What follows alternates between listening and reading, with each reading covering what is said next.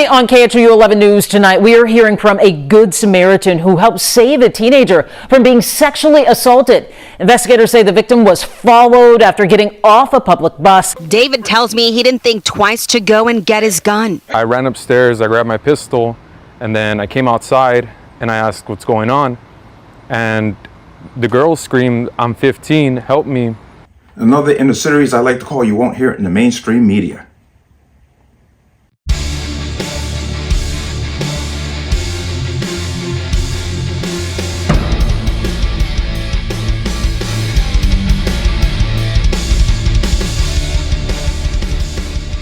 Welcome to another installment of the Connecticut Gun Bench. Today's video is brought to you by P.A.N. Firearms, LLC. P.A.N. Firearms, your NRA certification, multifaceted gun training. You can reach us at 203-300-6343 or use our website at www.panfirearmsllc.com. As always, be a link in the description box below. If you like channel, like content, what I do here, you can support me with the link. Everything's appreciated. And once again, that PSA. If your comments are disappearing, I'm not doing it. If I remove your comment, I will tell you that I removed your comment.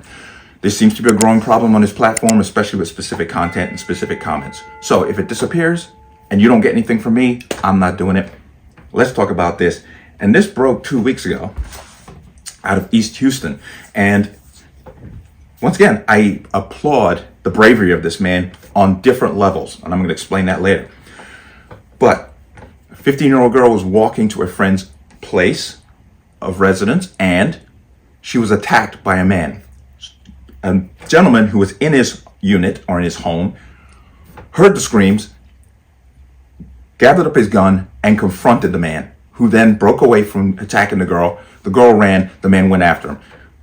But let me go ahead and give you that context. Well, guys, this man is a hero. He tells us he didn't think twice to actually jump into action and try to help this young girl. But he also tells us this isn't the first time he's had to do something like this. Away from her. It's dramatic video of David jumping out of his apartment into action after he said he heard a young girl yelling for help. I looked out the window and I saw a man beating up a woman on the ground, and he was trying to take her clothes off. David tells me he didn't think twice to go and get his gun. I ran upstairs, I grabbed my pistol, and then I came outside and I asked what's going on. And the girl screamed, "I'm 15, help me." So I pointed my gun at him. We've paused the surveillance video to prevent from showing the 15-year-old victim, but you can hear and see when David confronts the suspect. David said he had the young girl by the hair. Took his hands off her right away, and he went chasing after her, so I went chasing after him, and she got away. She went to someone she knew apartment. One neighbor tells us what she saw from her window. At first I was scared because I literally thought she was about to get raped. I think if he didn't come out, she probably would have got raped or something. Harris County Sheriff investigators shared this picture of the suspect. They tell us the 15-year-old girl was on the bus with him. She got off the bus stop and he followed her across the street and into this complex. One neighbor who knows the teen told us she was heading to see a friend, and inside the apartment complex, that's when the suspect attacked her. You're willing to do this where everybody is and people can actually see what you're doing. That makes me wonder, A, is this your first time? B, we need to get you off the streets before you continue to hurt young girls again. And this local middle school teacher turned hero. With that, I take my hat off to you. David says he just did the right thing. I was scared too, I'm not gonna lie, but she needed help more than I was afraid, so I had to do it. Heard that and you saw that. Now, remember when I first started the video, I said, I respect this on many different levels, because here's where the situation gets sticky. One, that guy could have been armed. Okay? You don't know the situation. Two, he pulled a gun on another person. This is Texas.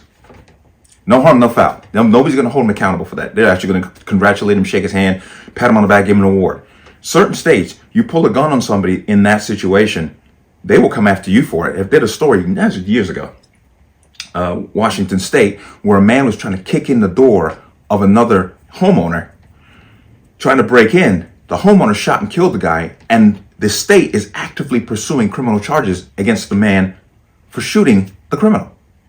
This is not the first time, because once again, getting yourself involved in certain situations can put your life not only in jeopardy, but your freedom also. Daniel Penny, perfect example. You go to protect another human being and they put you away for it, or try to put you away for it.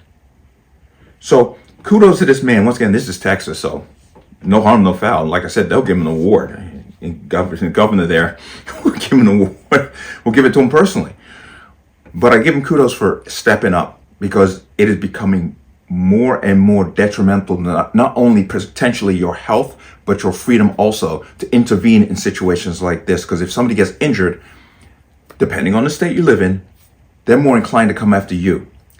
And we've seen that over and over again. They give criminals a slap on the wrist to send them out in society. And the law-abiding citizen, they tend to get into more trouble and more aggravation. And in that thought, I want to kind of point out, because what's happening in the UK right now is just unbelievable.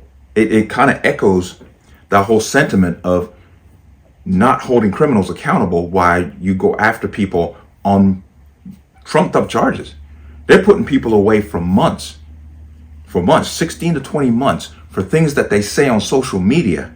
The offence of incitement to racial hatred involves publishing or distributing material which is insulting or abusive, which is intended to or likely to stir up racial hatred. So if you retweet that, then you're republishing that, and then potentially you're committing that offence. And we do have dedicated police officers who are scouring social media.